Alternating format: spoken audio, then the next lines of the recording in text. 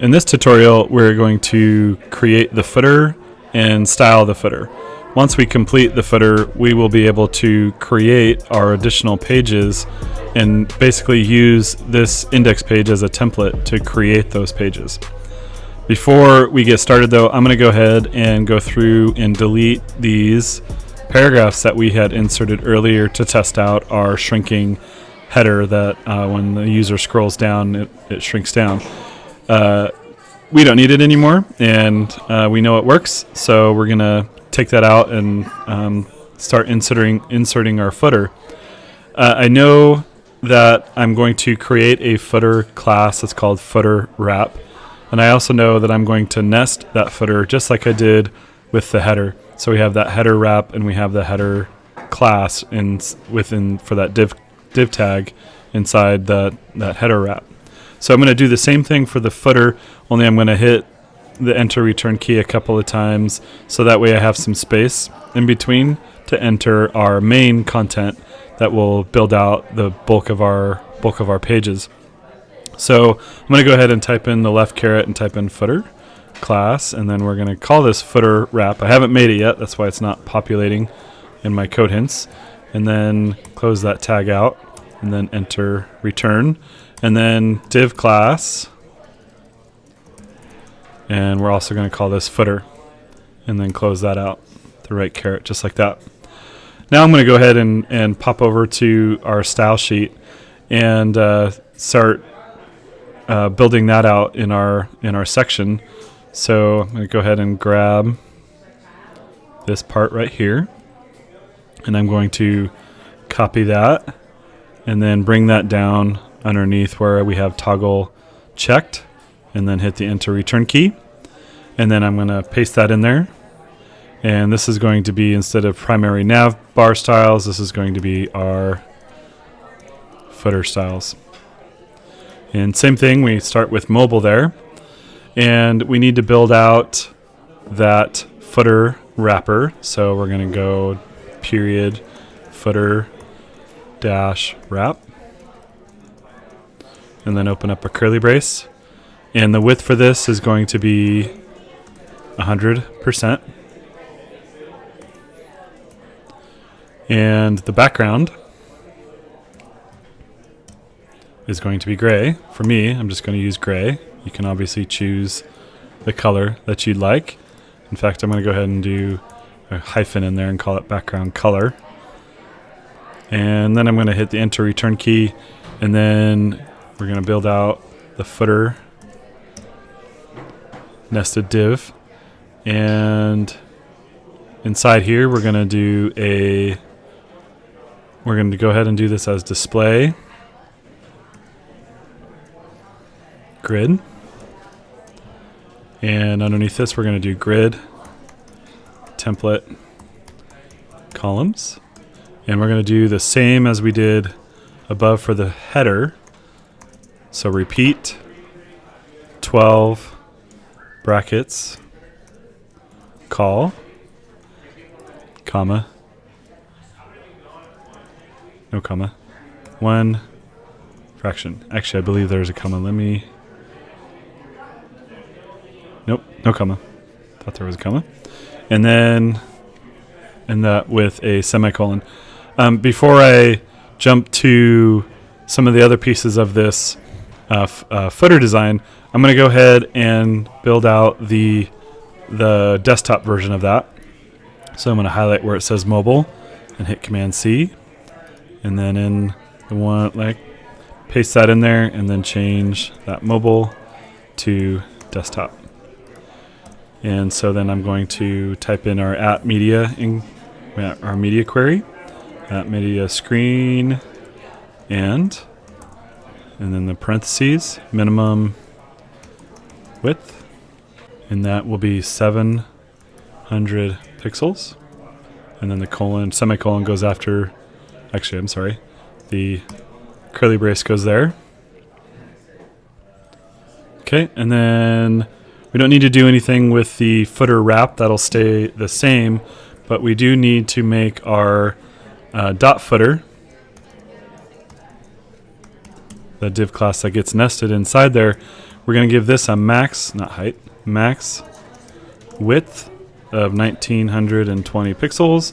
And then we're going to go ahead and apply that margin of 0 and auto so it centers within there. And I think I forgot a little bit of a piece of code here, a little bit of style up in here. And right up here, right after width 100%, we're going to add some padding. And we are going to give it some padding on the top and bottom of that container. So that way it floats a little bit, the content in there floats a little bit in between. Okay, so I want to, real quick, I'm going to save, and then I want to tab over to our design here and look at our example, look at the content here of our footer. We have some social media icons that are in there, and then we also have our copyright and email contact information that also needs to go in there. So the way we need to build this out so that the DOM is correct, we need to make sure that the social media icons come first. But what you're going to see when you look at in a bigger version, the social media icons are actually on the right and the contact information is on the left. Now, some of you might be thinking, well, then that doesn't make sense because the DOM in the social or in the phone version, in the smaller screen, the mobile version, is different than the DOM in the desktop version. Because if you did this correctly, the one column copyright information would come first before the social media icons in this scenario. But that's really the power of not only responsive design, but also the power of grids, of CSS grids. So I'm going to tab back over and come over here to our source code, and I'm going to just build these out first, and then we'll add some of the styling to it later. So I'm going to hit my left caret here, and we're going to create div classes for for the social media icons. So we're going to create a container for the 4, and then for each icon we'll create another container for those to go inside. And I haven't named these yet, but I know what they're going to be, so I'm going to call them div class, and then this will be foot. I'm abbreviating footer with FT, and then social icons, and I'm using hyphens there in between because you can't use spaces for class names. Don't forget that. So right caret, and this is going to house all 4 of those. So I'm going to hit the enter return key, and then now I need to enter in 4 divs for each of those individual social media icon images. And the reason why we do this is because it makes it easier for us to position them, and we have to use a div for each one of those images for it to work in a CSS grid system. So we can't just simply insert the 4 images back to back. We have to put them in individual div containers in order to style them correctly, in order for them to display correctly. So we're going to do div class, and each one of these will be foot, same kind of abbreviation. And instead of social icons, we're going to call these the buttons. So that's really what they'll end up being, as each one will end up being a button. We're going to end up with 4 of those. So I'm just going to go ahead and close that out, and then I'm going to copy and paste the rest of those down. So I have all 4 ready to go. And instead of like dropping down, and creating space for each one of these, and creating a lot of extra lines of code, which it doesn't affect anything, but in this case, because these are just going to be buttons and they're going to contain those images, and there's not a lot of content that goes inside of those, I'm just going to keep all of these in line and code them out that way. Each one of these will have a link to them. Each one of these images will have a link. So I'm actually going to start with the A tag first. And I don't have the links for these, so I'm just going to go ahead and put in a pound symbol. And I'm going to make each one of these open up in a separate tab or a new window.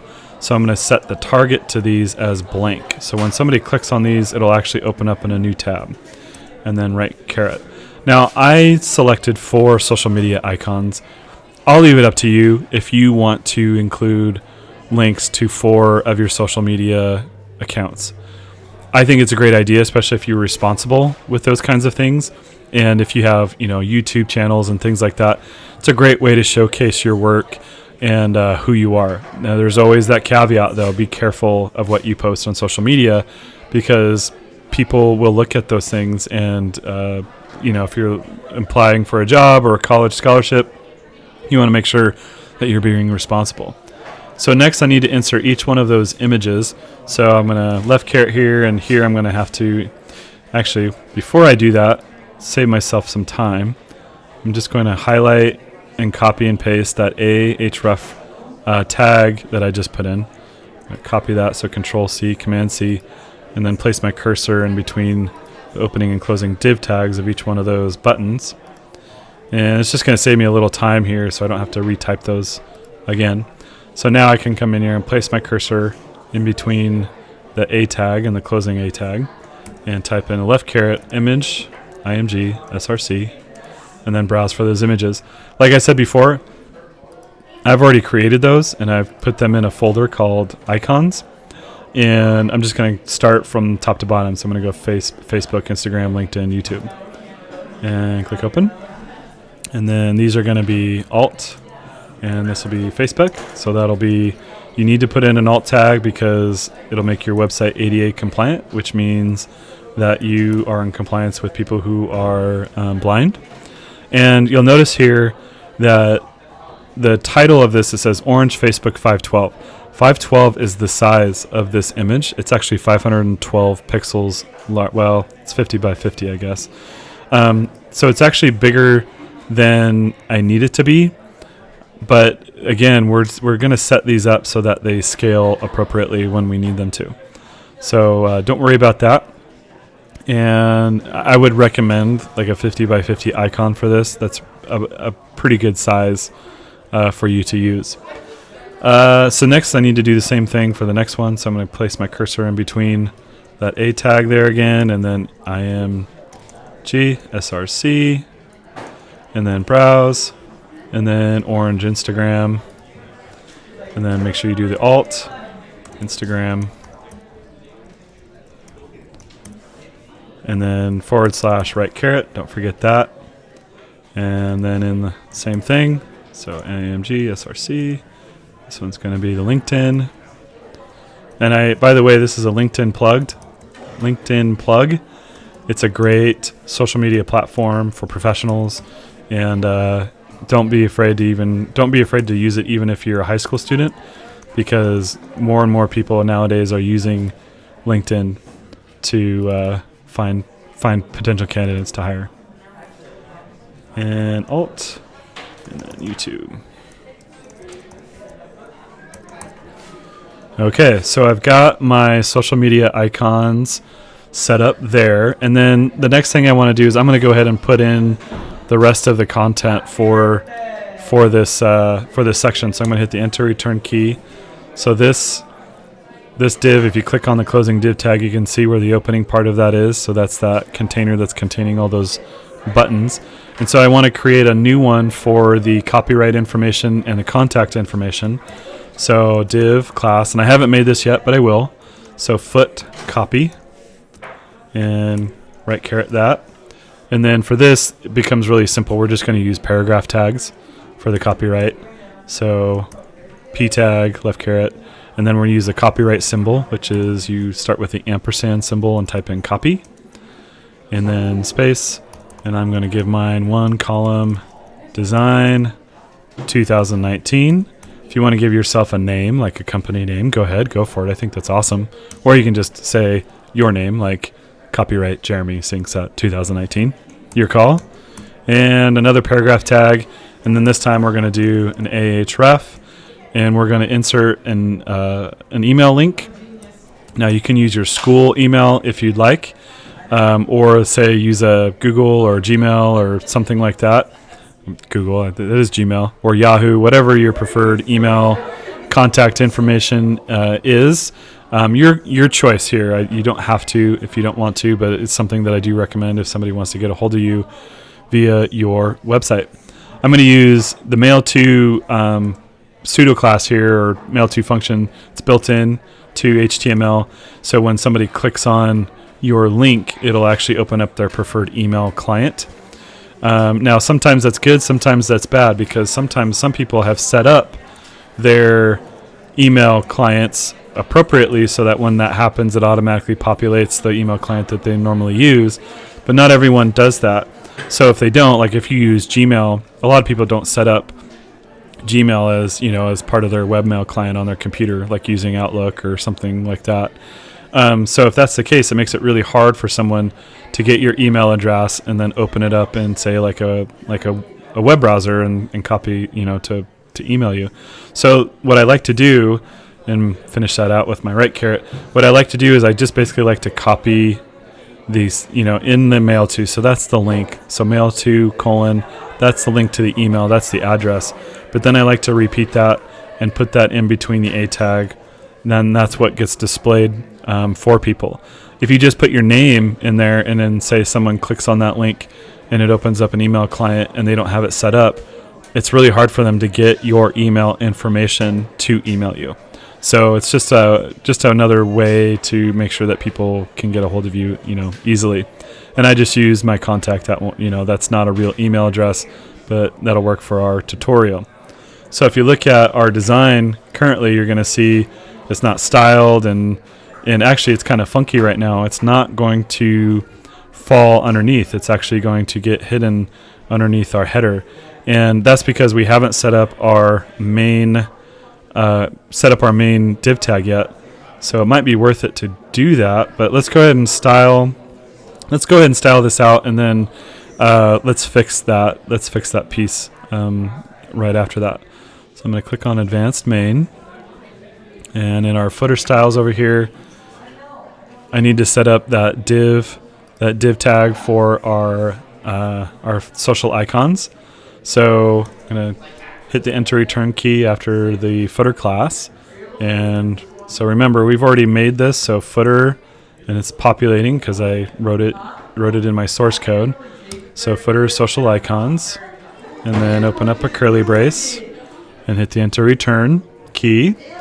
And so this is going to be, we're going to nest a div class within another div, and we're going to nest a grid within a grid. So that's why we're going to go display grid, but this grid is not going to have 12 columns. This grid is going to have 4 columns. Okay, and we're going to do this a little bit differently than how we've done it in the header. So instead of using the repeat for call, for fractions, that's one way we could do it. So I could do it kind of in the same way that we did above in the footer. So I could do for repeat for, and then do the same kind of thing, call, and then one fraction. Okay, that would work. I'm actually going to do it slightly different. I'm just going to type in auto, auto, auto, auto. So that's going to make 4 columns that will automatically size according to the content. Okay, and then next I need to say that this is going to be in grid row 1. Sorry, to finish that out. There we go. Grid row 1. Oops. Grid row 1. There we go.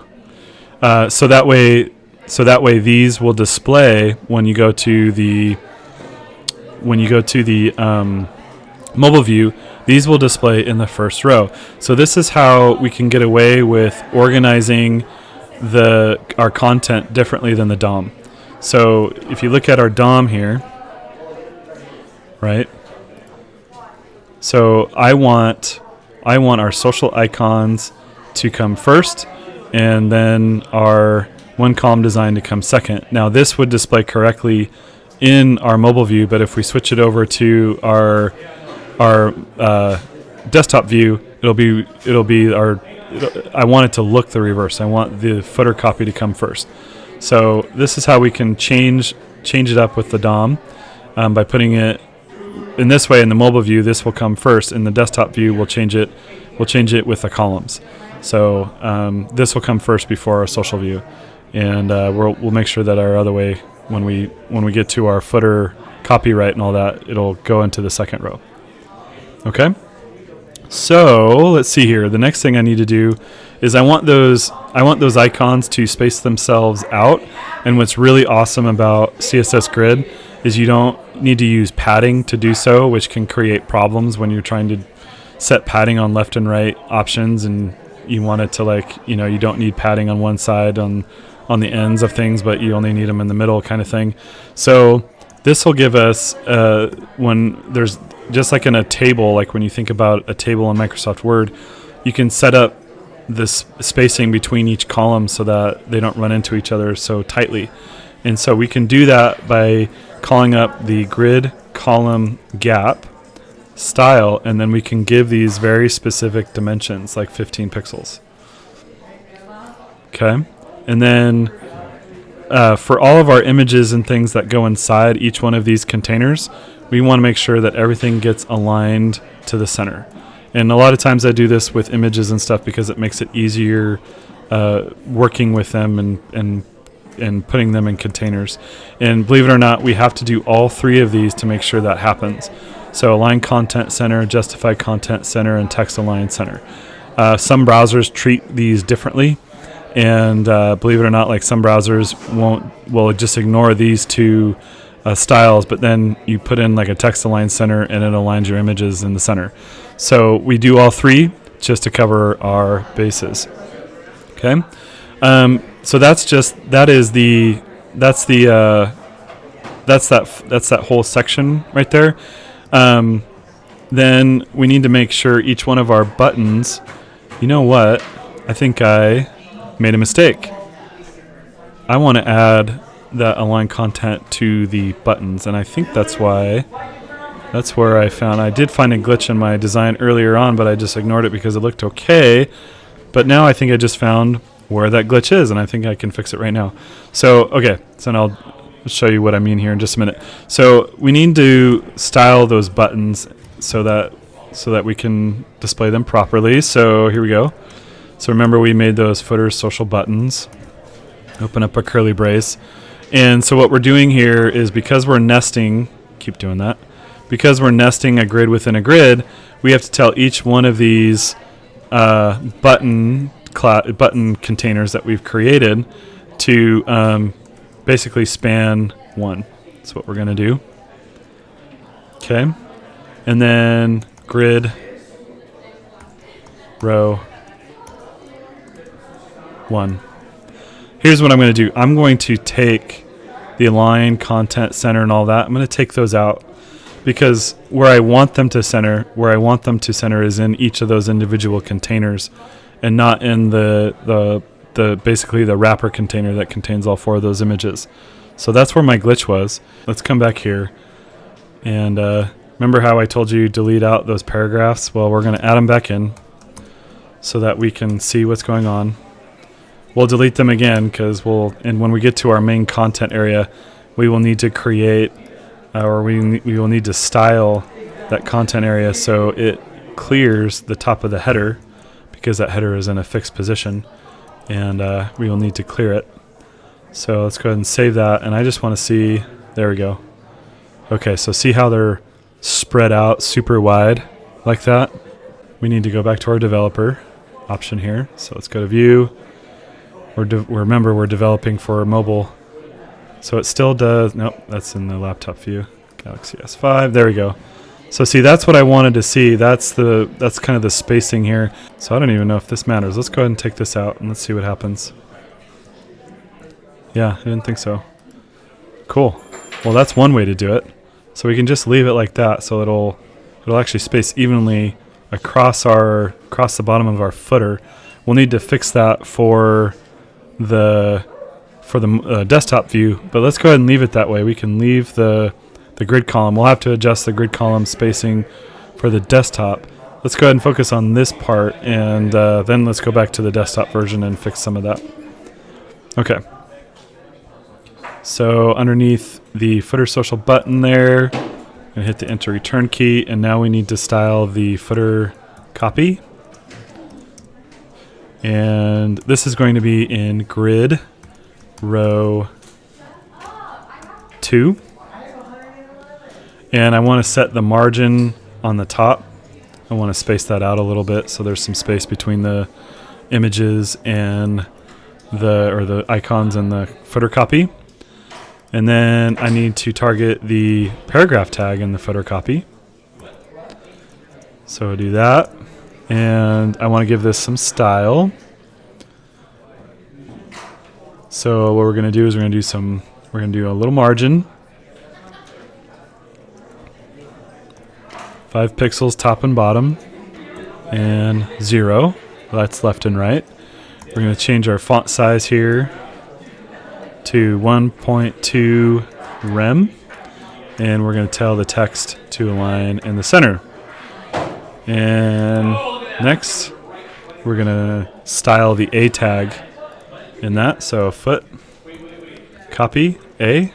So we're styling the link tag that goes in there. We're going to do color white. We don't have to mess with the font size because the A tag is inside or nested inside the P tag there that we used with it. And so we can leave the font size as it is, and we won't have to align it as well. So it'll get that same property from the paragraph tag.